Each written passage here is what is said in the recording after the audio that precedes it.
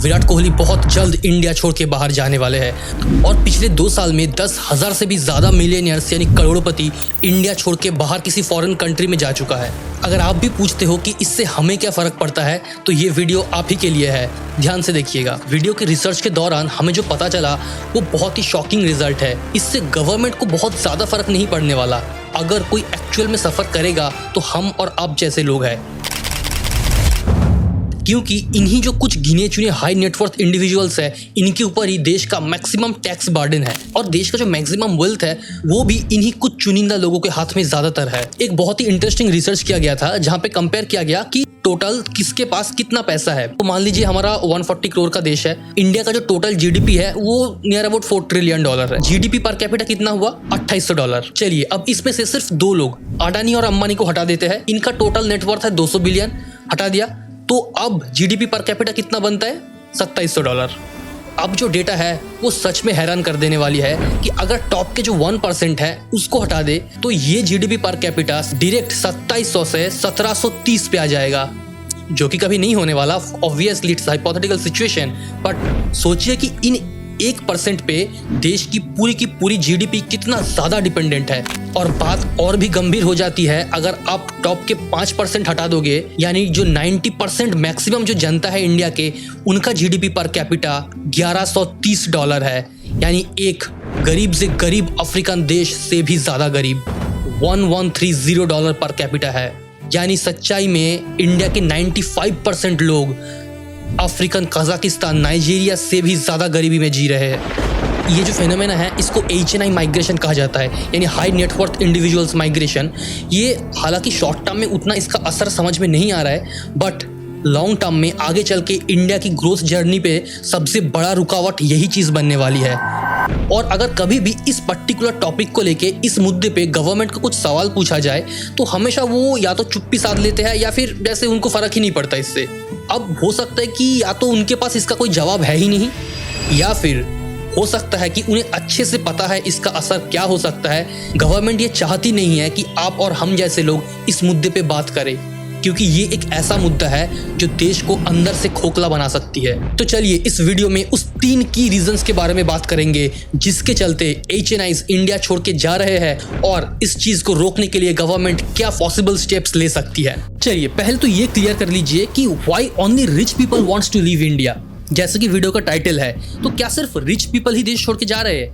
The answer is yes, क्योंकि middle class और गरीब लोगों के पास ऑब्वियसली कोई ऑप्शन है नहीं देश छोड़ के जाने का। वो यहीं पे रह के यहीं पे सफर करेंगे। अब बात आते हैं उन पे जो लोग पैसा देना तो चाहते हैं, दे भी रहे हैं, लेकिन उसके बदले में वो एक अच्छी क्वालिटी ऑफ लाइफ चाहते हैं। ये वही कुछ चुनिंदा टॉप के 5% लोग हैं जो इस देश का 50 to 60% खर्चा जो है वो करता है और इन्हीं के पैसों से ज्यादातर सरकारें चलती है। और ऐसे ही हर साल 25 लाख लोग देश छोड़ के बाहर जा रहे हैं और जिनमें से 93% का इरादा कभी देश में लौटना होता ही नहीं है। वो वहीं जाके नौकरी करके सेटल हो जाना चाहते हैं और इसमें से मेजॉरिटी ऑफ द पोर्शन जो है वो एजुकेशनल पर्पस से बाहर जाते हैं। अब आप देखिए, टॉप के जो 5% लोग हैं, ये लोग चाहते हैं कि हमारे बच्चे को एक अच्छी एजुकेशन मिले, इसके लिए ये लोग फॉरेन भेजते हैं। वही उनके जो नेक्स्ट जनरेशन होते हैं वो वहीं पे सेटल होने की प्लान बनाते हैं। अब इसमें क्या होता है, इन फ्यूचर इसकी पूरी फैमिली भी वहीं पे सेटल होते हैं। जो कंपनी इंडिया में ही बन के इंडिया में ही अपना ग्रोथ किया, वही कंपनी आज इंडिया से बाहर अपना हेड ऑफिस फिक्स करना चाहते हैं। तो इंडिया तो 5th लार्जेस्ट इकोनॉमी है ना, one of the fastest growing country भी है, तो फिर ये हाल इंडिया में क्यों? सिंपल सी बात, टैक्स बेनिफिट। वहाँ उस कंट्री में उसको ज़्यादा बेनिफिट नज़र आ रही है। बट एक सवाल आपके मन में आ सकता है कि क्या ये सिर्फ इंडिया में ही हो रहा है, क्या फिर दुनिया के बाकी देश में भी होता है? तो आंसर इज़ यस, हर देश में ये चीज़ होती है और होता आ रहा है। बट इंडिया जैसा क्रूशियल कंडीशन कहीं का भी नहीं है। क्यों? ये रिपोर्ट देखिए। हर साल इंडिया अपने देश छोड़ के जाने वाले लोगों के लिस्ट में से टॉप पे तो आता ही आता है, और ये लिस्ट अगर मिलियनियर्स का यानी करोड़पति का देखा जाए तो इंडिया वर्ल्ड में 3रे रैंक पे आता है, चाइना और यूके के बाद। तो फिर भी ये सिचुएशन चाइना और यूके से इंडिया में कई गुना बदतर क्यों है? आंसर है, यूके का जो नंबर ऑफ मिलियनियर्स है वो इंडिया से 4 गुना ज़्यादा है और चाइना का तो 8 गुना ज़्यादा है। लेकिन मिलियनियर्स जो छोड़ के जा रहे देश वो सिर्फ इंडिया से 2 गुना और 3 गुना है। अब सोचिए, अब इंडिया का एक प्रॉब्लम है कि इंडिया में वेल्थ तो है, बहुत ही गिने चुने लोगों के हाथों में पूरा का पूरा वेल्थ एक्यूमुलेटेड है। कुछ दिन पहले की एक रिपोर्ट आई थी, बहुत इंटरेस्टिंग है। इसका नाम है the survival of the wealthiest, the Indian chapter. इसमें बताया गया है कि इंडिया के जो टॉप 1% लोग हैं, उनके हाथों में करीब करीब देश का 40% वेल्थ एक्यूमुलेटेड है।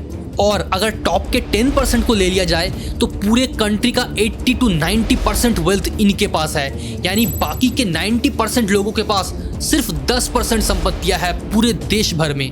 और ये जो डिस्ट्रीब्यूशन ऑफ वेल्थ है, इसका सबसे पुअर एग्जांपल इंडिया में ही देखा जा सकता है दूसरे डेवलप्ड नेशंस के कंपैरिजन में। और जो नीचे के 50% है, उसके पास तो 3% ही वेल्थ है पूरे कंट्री का सिर्फ। तो अब इस बात से ये तो कंफर्म हो गई कि इन 5% पे देश कितना ज्यादा डिपेंडेंट है। इंडिया टुडे के इस रिपोर्ट के मुताबिक अभी पिछले 2 ही साल 2023 और 2024 में कंसेक्यूटिवली 5100 और 4300 मिलियनर्स देश छोड़ के जा चुके हैं। देखिए, ये बात सुन के बुरा तो लगता है कि ये लोग इंडिया में ही रह के ग्रो किए, बड़े हुए, लेकिन अब इसको इंडिया में ही रहने का मन नहीं करता। लेकिन इनकी भी कुछ मजबूरियां हैं, समझेंगे। एक तरफ गवर्नमेंट हमारे नए स्टार्टअप्स को, फॉरेन इन्वेस्टमेंट्स को अट्रैक्ट करना चाहती है। अगर हम अपने ही देश के ऑलरेडी एग्जिस्टिंग मिलियनर्स को प्रोटेक्ट नहीं कर पा रहे, उनको रिटेन करके नहीं रख पा रहे, तो फिर क्या फायदा नए इन्वेस्टमेंट्स अट्रैक्ट करने की। इसका मतलब सिर्फ पैसा कमाना या टैक्स बेनिफिट ही इनका सोल पर्पस नहीं है। इनको चाहिए एक ऐसी एनवायरनमेंट जो कि सेफ हो, प्रेडिक्टेबल हो और साथ में स्टेबल भी हो। चलिए अब आते हैं वीडियो के सबसे इंटरेस्टिंग पार्ट पे कि ऐसा हो क्यों रहा है। इसका सबसे बड़ा फैक्टर है टैक्स, और उसके बदले एक extremely poor quality of life. अगर आप इंडिया में रहते हो और एक अच्छी खासी सैलरी उठाते हो, तो सबसे पहले तो आप 30% अपने सैलरी पे टैक्स दो। फिर उसी टैक्स दिया हुआ पैसों को अगर इन्वेस्ट करो तो उसमें अलग टैक्स। पहले रोड उतरने के लिए रोड टैक्स दो, फिर उसी गाड़ी को रास्ते पे चलाने के लिए टोल टैक्स भरो। मूवी थिएटर में GST देने के बाद पॉपकॉर्न में टैक्स। स्टॉक मार्केट से प्रॉफिट कमाओ तो 10% टैक्स, और अगर जल्दी जल्दी कमाओ तो उस पे अलग टैक्स 15%। सरकार चाहती ही नहीं कि आप अमीर बनो। और ऐसे 100 तरह के अलग अलग इनडायरेक्ट टैक्सेस है, like GST, excise duty, entertainment tax, insurance tax, custom duty, import duty, gift tax, etcetera etcetera. अभी बस इंडिया में हवा और पानी बचा है बिना टैक्स का। वैसे वो साफ है भी नहीं, अगर होता तो शायद उन पे भी टैक्स बिठा देते। ऐसा क्यों? आपने एक बार जब सैलरी पे टैक्स भर दिया है तो ये सब इतने सारे अलग अलग टैक्स क्यों? और सबसे बड़ा सवाल, ये सब देने के बाद ये ऐसी सड़कें, ऐसी हवा और ऐसी पानी। अगर इंडिया की क्वालिटी ऑफ लाइफ के अकॉर्डिंग रैंक देखा जाए तो 84 कंट्रीज में 70 पे रैंक करता है। और अगर अकॉर्डिंग टू एनवायरमेंटल परफॉर्मेंस देखा जाए तो 180 कंट्रीज में से इंडिया का रैंक पता है कितना है? 180th, यानी लास्ट 180 देशों में से सबसे खराब है। और वर्ल्ड हैप्पीनेस इंडेक्स में 146 कंट्रीज में से 136th रैंक पे आता है। तो अब यहाँ पे वो लोग सोचते हैं कि शायद बाहर जाके हमें अच्छी फ्यूचर मिलेगी। देखिए, ये जो टॉप के 4% लोग हैं जो डायरेक्ट टैक्स देते हैं, वही लोग देश छोड़ के जाने की भी बात कर रहे हैं। तो आप पूछेंगे कि ऐसा क्यों? जो बड़े बड़े कुछ बिजनेसमैन भी तो है जो बिना टैक्स दे निकल लेते हैं। देखिए, इंडिया में 2 तरह के लोग हैं, जो टैक्स दे के सफर कर रहे हैं और जो टैक्स बिना दे के सफर कर रहे हैं। अब देखिए, जो लोग बिना टैक्स दिए यहाँ पे रह रहा है, वो तो चाहेगा नहीं कि बाहर की कोई और कंट्री में जाके उसे टैक्स देना पड़े। तो ऑब्वियस सी बात है कि उनके लिए तो इंडिया हेवन जैसा है, वो क्यों जाएंगे देश छोड़ के। अब जो मजबूर है, जिनको देना ही पड़ता है, वही वो लोग होंगे ना जो अब यहाँ से शिफ्ट कर जाना को कंसिडर करेंगे। तो मतलब टोटल 2 से 4% लोगों को छोड़ के ये जो बाकी के 96% लोग पूरा है, इनको सरकार से कोई शिकायत नहीं टैक्स को लेकर। अब सरकार किससे बनती है? वोट से। अमीर का एक वोट भी एक ही काउंट होता है और गरीब का एक वोट भी एक ही काउंट होता है। तो अब सरकार वोट लेने के लिए क्या करती है? खुले तरीके से छूट और फ्रीबीज बांटते हैं। और इन फ्रीबीज का पैसा कहाँ से आते हैं? इन्हीं 2% लोगों की टैक्स के पैसों से। और सरकार के इस फ्रीबीज का, यानी सिर्फ ये जो मुफ्त की राशन है, इसका अगर बेनिफिशियरी देखोगे तो लगभग 80 से 90 करोड़ लोग हैं। यानी टोटल पॉपुलेशन के 66%, यानी 2/3 ऑफ द जो पॉपुलेशन है वो सरकार के इस फैसिलिटीज पर डिपेंडेंट है। और 50% लोगों से मेजॉरिटी फॉर्म हो जाती है।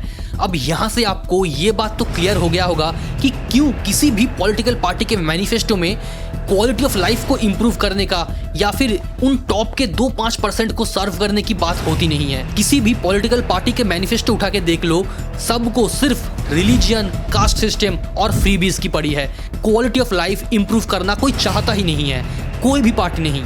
ये जो टॉप के 2-4% लोग हैं, उनको सरकार की किसी भी पॉलिसी से उनको कोई बेनिफिट नहीं मिल रहा है, जबकि उन्हीं के पैसों से देश चल रहा है। अब जो इतना टैक्स पे कर रहा है वो तो चाहेगा ही ना कि उसके बदले में उसको एक अच्छी क्वालिटी ऑफ लाइफ मिले, उसको कुछ तो फैसिलिटीज मिले, एटलीस्ट हवा तो साफ हो, पानी साफ हो, या फिर एटलीस्ट चलने का जो सड़क है वो टूटा ना हो, या तो फिर एटलीस्ट उसकी हेल्थ केयर फैसिलिटीज अच्छे हो, उनके बच्चों के लिए एजुकेशनल इंस्टीट्यूट हो कुछ, जिसमें गवर्नमेंट अपनी तरफ से कुछ सब्सिडी देता हो उसको अच्छा बनाने के लिए। लेकिन नहीं, हर उस सेक्टर में उस इंसान को फिर से पे करना पड़ता है, और वो भी एक मोटी हेफ्टी अमाउंट का।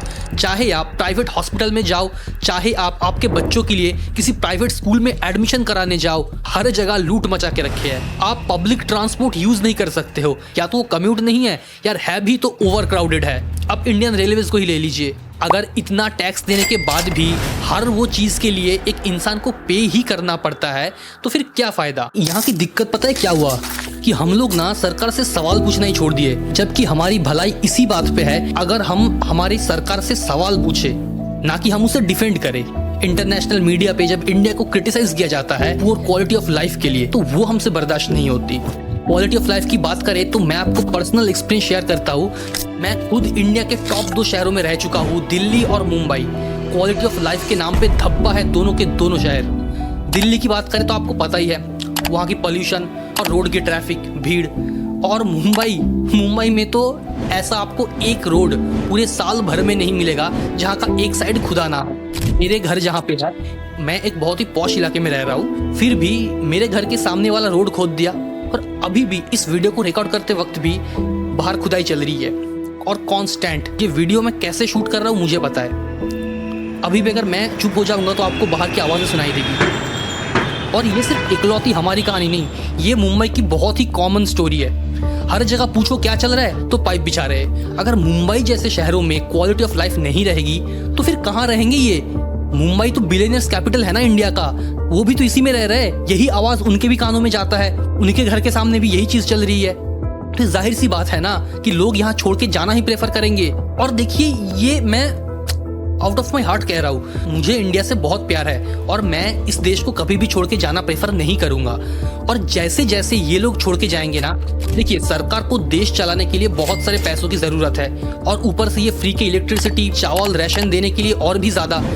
फिर ये सारे पैसे सरकार आप और हम जैसे मिडिल क्लास लोगों से वसूलेगा, और टैक्स का रेट हर साल ऐसे ही ऊपर जाता जाएगा, क्योंकि उन 60% लोग जो सरकार की बेनिफिशियरीज पे डिपेंडेंट है, उनका वोट जीतने के लिए ये सब स्टंट बहुत जरूरी है। और जो एक मेन प्रॉब्लम है कि गवर्नमेंट की जो सब्सिडी है या फिर जो पैसे गवर्नमेंट खर्च करते हैं, वो या तो एकदम गरीब लोगों के लिए या फिर बहुत ही ज्यादा अमीर, मतलब एकदम बिलियनर्स के लिए है। जो बीच के लोग हैं ना, वो कहीं के नहीं रहते, ना तो उनको गरीबों वाली फैसिलिटी मिलती है, और ना ही वो जो टॉप के लोग जिस फैसिलिटी का फायदा उठाते हैं, ना ही वो उठा पाते। ये जो सारा पैसा टॉप के 2-4 मेजर प्लेयर्स को सब चला जाता है, इसको थोड़ा इवनली डिस्ट्रीब्यूट करे, ताकि छोटे स्मॉल मीडियम एंटरप्राइज जो है उनको भी कुछ कुछ सरकार की तरफ से बेनिफिट मिले, उनको भी ग्रो करने के लिए एक हेल्दी और एक कॉम्पिटिटिव एनवायरनमेंट प्रोवाइड किया जाए। फॉर एग्जाम्पल, किसी एक पर्टिकुलर कंपनी को 1000 करोड़ की एक लोन वेव ऑफ कर देने से जो पैसा लगता है, उसी पैसों में छोटे छोटे 1000 कंपनी को 1-1 करोड़ का लोन या फिर सब्सिडी दिया जा सकता है। ऐसे क्या होगा, मार्केट में और नई हजारों कंपनी एग्जिस्ट होगी, हो सकता है कि जिसमें से 1-2% इन फ्यूचर चल के बहुत ही बड़ी कंपनी बना दे। और इससे इंडिया की अभी करंट का जो सबसे बड़ा प्रॉब्लम है ना, अनएम्प्लॉयमेंट की, ये भी ऐसे ही सॉल्व होगी, ना कि किसी बड़े एक या फिर बड़े 2 प्लेयर को हेल्प करने से ये प्रॉब्लम सॉल्व नहीं होने वाली। क्योंकि ये जो बड़ी कंपनीज है ना, एक टाइम के बाद ये लोग अपना स्केल बढ़ा करते हैं, ज्यादा लोग हायर नहीं करते।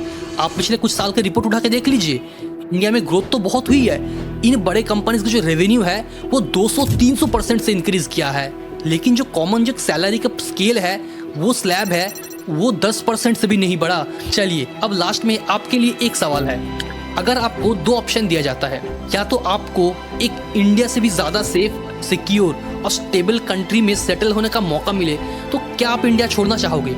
या फिर आप चाहोगे कि इंडिया ही एक ऐसी कंट्री बने जहां हर कोई बाहर से आके रहना चाहेगा, इंक्लूडिंग आप, और साथ में जो लोग देश छोड़ के जा रहे हैं बाहर, वो सब। I myself is a very proud Indian, और मैं इस देश को one step at a time यहीं रह के सुधारना चाहता हूँ। अगर आप भी मेरे साथ एग्री करते हो तो इस चैनल को सब्सक्राइब कीजिए और कमेंट में आपका ओपिनियन ज़रूर शेयर कीजिएगा, और उस दोस्त के साथ शेयर ज़रूर करें जो इंडिया छोड़ के जाना चाहते हैं। बाकी तब तक के लिए जय हिंद।